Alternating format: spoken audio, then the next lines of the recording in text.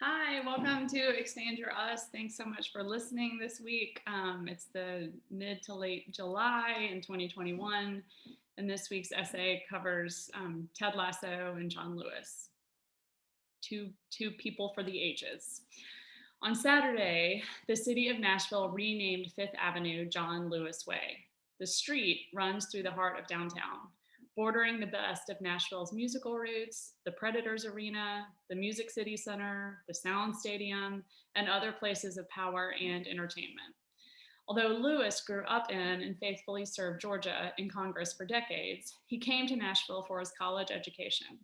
Nashville's Black church leaders mentored him and taught him that the way of Christ is a path that seeks restorative justice for others with relentlessly nonviolent, prophetic, bodily resistance.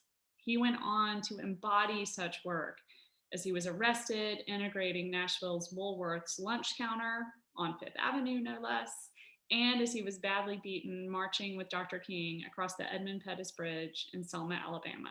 As a college kid, he learned from his elders and then went on to teach all of us a new way. At the ceremony this weekend, a blues singer from North Nashville sang a tribute that she had written after George Floyd was murdered last spring.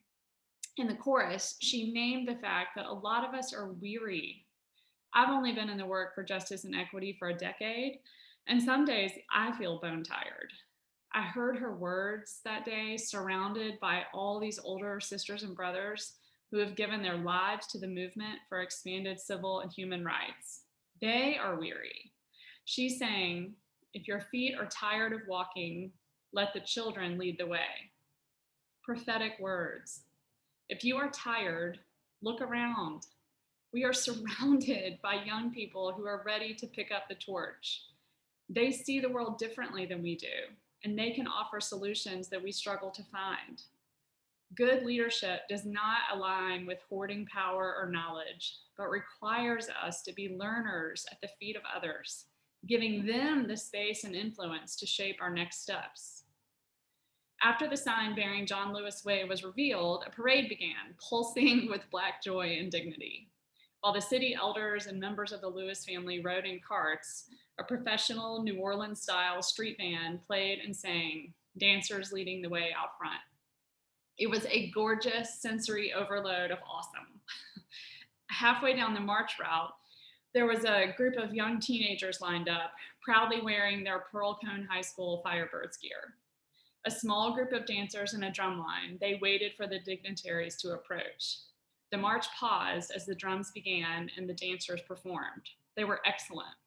Slowly, the professionals from the official march broke ranks and drew nearer and nearer, shouting out encouragement, praising these young folks who carried on their tradition.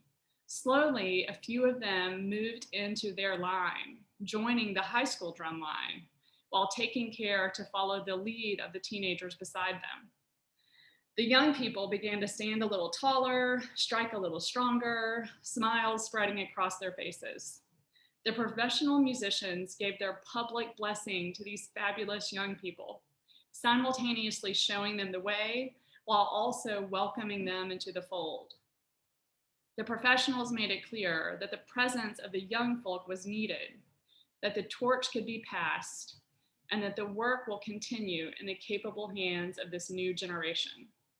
If you know me, you know I was right up in the mix, tapping my foot and crying my eyes out. Public displays of courage, of excellence, of empathy, and blessing make me weep. John Lewis made his mark on America when he was just a kid.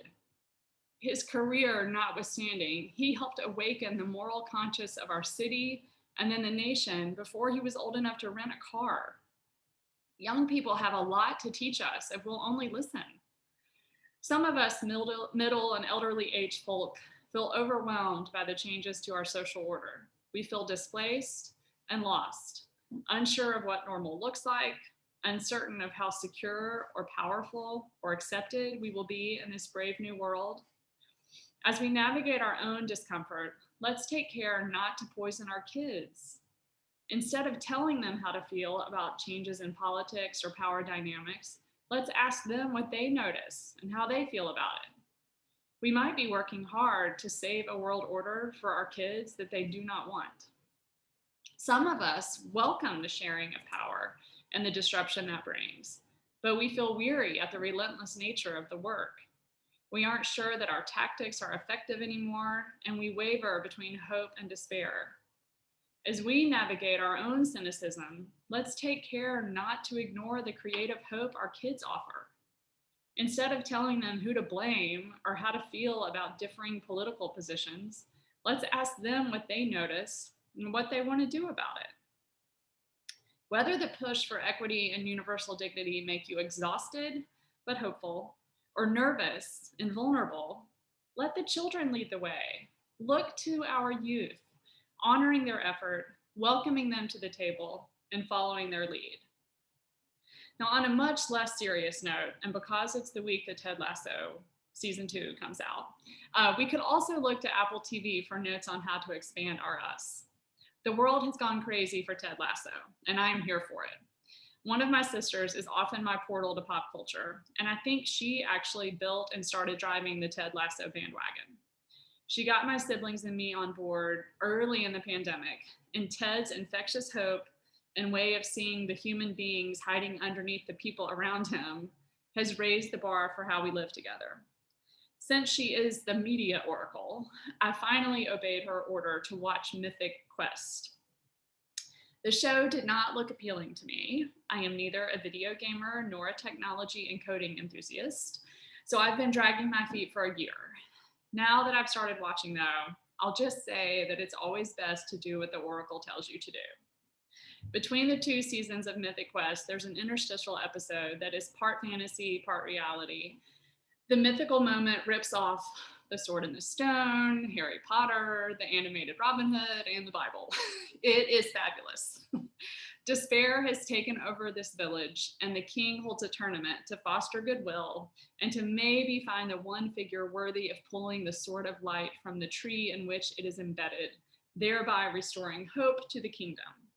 The narration reads thus: "The smallest of them was destined to prevail, and though he was beaten, he did not break, refusing to give in. He rose and rose and rose again, fueled by a belief no blow could extinguish. With each act of bravery, people began to believe as well, until at last they cheered his victory. The resilient champion had broken the curse and freed the sword. The people of the kingdom, young and old, learned that day that to dispel the darkness, we must only believe in the light. Pay attention to the magical young bearers of light around you. They need our blessing, and they might just be able to show us a new way forward." Thanks for listening.